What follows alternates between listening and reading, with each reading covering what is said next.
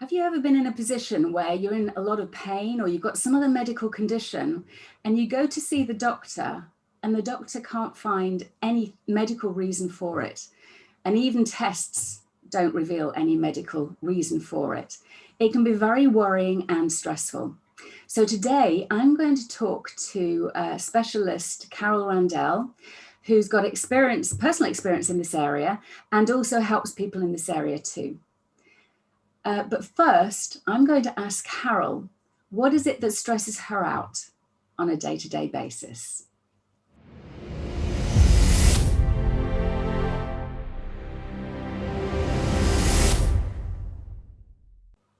Hi, Tricia. Lovely to be asked to do this with you today. So it doesn't really take very much for me to get stressed. It's the shoulds, oughts, coulds, and I musts. So those are my stressors that really get me going. And I ask clients actually to take them out of their, the whole language and thought pattern, if we can, to because I really do think they're sort of our drivers these days, if you like. So yeah, I think on a day-to-day basis, if I feel under pressure, those are the things that come up for me. I should, or perhaps I ought to, or I really must, all those sorts of things. Yeah, they're very powerful words and normally very negative, aren't they? And they don't actually speak to our motivation. They speak to the judgment that we have of ourselves. So they're very disempowering. I call them, this isn't my phrase, but the tyranny of the shoulds. Yes. There is a naughty word which I won't use, but also somebody called it the oughta water. I like that. I quite like that, but I like tyranny of the shoulds because it's quite tyrannical. I should do this, I should have done that. Yeah. I've got to do this and I've got to do that. It just is kind of constantly comparing ourselves to an ideal that we have, that we've made up in our mind probably, and we're not measuring up. So it never ever feels good. Yeah, I quite often hear my grandmother's voice saying, you shouldn't be sitting there reading a book or something. You should be outside playing, all those sorts of things. Yeah, interesting, isn't it? That you've got a voice from the past. Yeah. So that's how you've got it potentially. Okay. Right, so let's get into what we're here to talk about. And I've got an interesting story about this. Maybe I'll let you tell your story and see if mine fits in any useful way later on. But it is an interesting one, isn't it? When we have a condition that is not medically understood. What is that all about in your mind? Well, I'll tell a bit of a personal story, actually, for me, that I was in a very stressful job role and also had quite a stressful home life, looking after parents and children and all the rest of it like we do. And I was constantly going backwards and forwards to the doctor with just little things, really, to start with, headaches, stomach issues, just generally feeling under the weather, really tired, but not sleeping well. So there's all these little things, and I suppose they start to build a picture. But at that particular time, we don't know what that picture is. We just know we're just off kilter. Very often when we go to the doctor, they start to think about depression. That seems to be the first thing that comes to their mind. Or are you depressed? I have been depressed in the past, but I knew what, for me, it wasn't depression. It's just a combination of all these different, I suppose, things that impacted on my day-to-day and my sense of being well in myself. So we quite often find with the clients that we treat that they've spent years going backwards and forwards and being referred to consultants, and perhaps neurology because of headaches, perhaps rheumatology because of general aches and pains, mental health practitioners. They've also done a lot of searching themselves with alternative practitioners, like they may have also gone to chiropractors and acupuncturists, and so they've really run the whole gamut of trying to find an answer for these symptoms that they're experiencing. And before they know what's happening, they sort of in a whole heap of pain as well. And there's no explanation about where that pain might be coming from. Okay, and what's interesting in your story there, Carole, is there are so many different symptoms that the person might experience, and they go to different specialists for this, that, or the other. And actually, often they are really, really linked, aren't they? Absolutely. So this is one of the things about the medical model, where they will, so you mentioned stomach, for example, so they will send you to, I can't remember what a stomach person is called. Gastroenterologist or yes, something. I would never yeah. say that anyway. Yeah. So, and you would have had probably something. Yes, put somewhere. Let's not go there. Yeah. To look at that without looking at, you know, how this links to that and that links to this, so on and so forth. Yeah. So, because you have a specialization, don't you? You better tell people what that is. Yeah. Okay. I know. So I work with people on the body-mind connection. And what I do with my team is look behind the why and why they have this pain. What we find is it's very emotionally linked to events in their life that at that particular time they either didn't have the capability of working through it, or life was so busy they just had to get on with it, so they didn't actually deal with it, you know, effectively. And it really does come back to bite you on your bum, if I can say that, you know, in, you know, years perhaps down the line. Very often, you know, they've had tricky childhoods as well, you know, adverse childhood experiences, or just lots of little traumas, we call them little t traumas, or even big T traumas, you know, in life. There's so many strands that pull this together. But basically what happens is we are very good at adapting. I mean, we're just fascinating. Our bodies are just so fascinating that we adapt to circumstance, we adapt to change, we manage, we learn to cope. You know, we're also shaped by our circumstances, our lifestyles, our environment. So we do this for so long until eventually our body says enough. So then our brain kind of goes into this fight, flight, freeze response, and we're stuck in this awful place where we don't know where to go with it. So we've done like we said, you know, gone to see the traditional medical route, when we've gone down the painkiller route. We've added additional things in that may be alternative, but it's just not cutting it. You know, it's just a constant driver in our lives, and really makes our life quite small, you know, and it impacts on our relationships, our family, our friends, our jobs, you know, and our sense of self. So there's a lot goes on in our lives that we're not appreciative of, I think, to get us to this point. Yes, and you mentioned there, Carole, about painkillers. And obviously, if we're in a lot of pain, we don't want to have that pain. So painkillers seems like the obvious choice, but we're missing the point. We're treating the symptom and not the cause. Absolutely. So just to very briefly tell my story, I had extreme pain that I didn't understand, but I went to see a consultant and I needed an operation. And I do a lot of mind-body work as well. And this is an area of extreme interest to me. And I thought, well, I should just check what this means emotionally for me. So I did the work. I've got some a screening kit that I use, but also there are books that I refer to as well. And I looked at it and I thought, no, that doesn't really resonate with me. So I didn't connect with the meaning of the symptom. And then I thought to myself, well, I can't do this with my clients and just decide it's not relevant to me.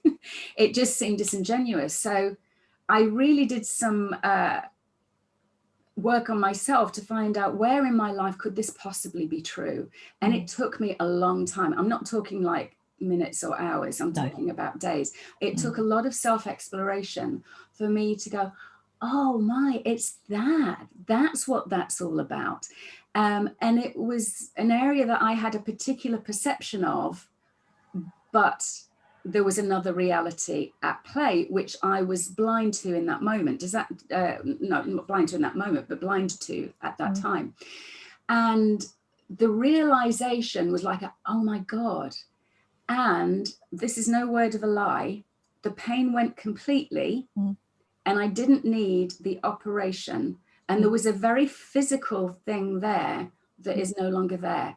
And that's a true story. So I'm so glad I had that experience, because it was so, you know, the consultant had an x-ray and there it was, and it needed removing, and now it's not there. It's very, very profound. There's a book that I like. So I have some kit that does it, but there's a book called, I use that too. Yeah, look at how thick this book is. Look at how how much information. So this is one of the tools that I use, but there are quite a lot. And it just looks at, and I remember I was using it for a client, not to do with pain, to do with something else.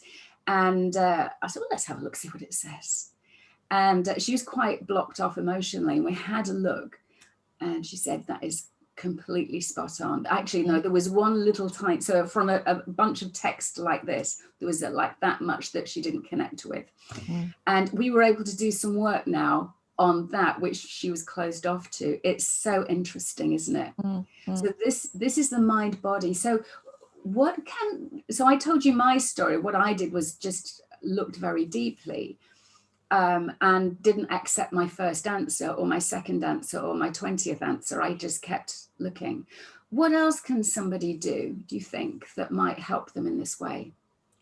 I think because we're quite curious creatures as human beings, we spend a lot of time Googling, and there are an awful lot of things out there that aren't necessarily supportive, and also like sort of belonging to groups on Facebook, which aren't necessarily supportive. So I think this is about finding your sense of self. Do you mean support group relevant to the problem? Yes, basically. I mean, we know there's some really good ones out there, but we also do know that there's some out there that aren't as supportive as they probably could be. Let's put it like that. Yeah. I think I've sort of lost my thread of thought there. Now, where was I going with that? So yes, this is about bringing it back to the sense of self. We do lose that for some reason, and perhaps we haven't even ever found it either.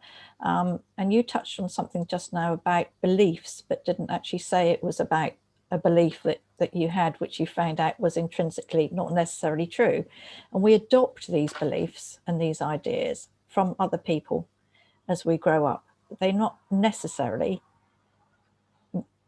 who we are.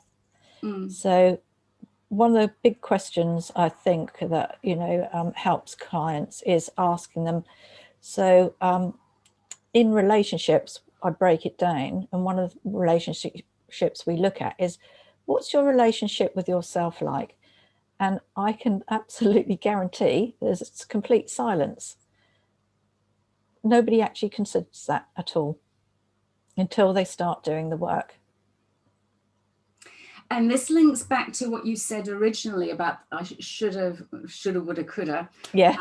That usually is an indicator of our relationship with ourselves, isn't it?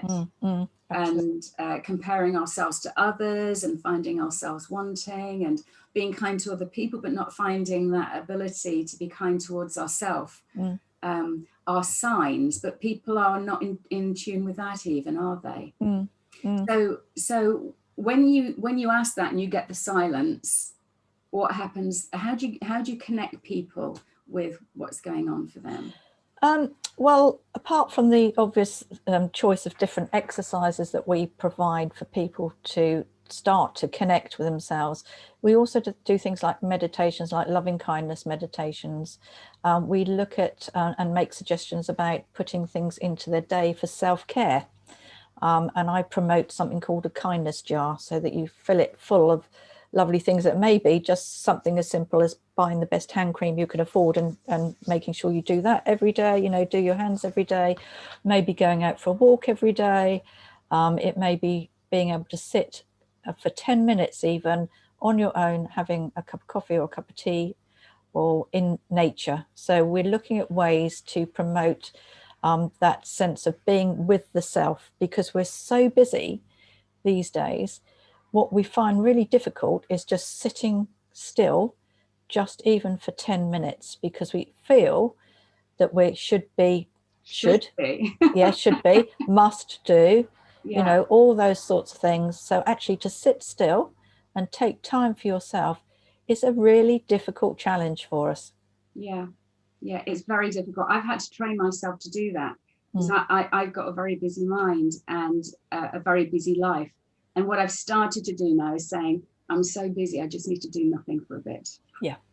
Yeah. And then I get back to what I should be doing, and I'm a lot more effective than if I just power through. It is very, very important. Yeah. Okay. Yeah. And what was the difference that made the difference in your story?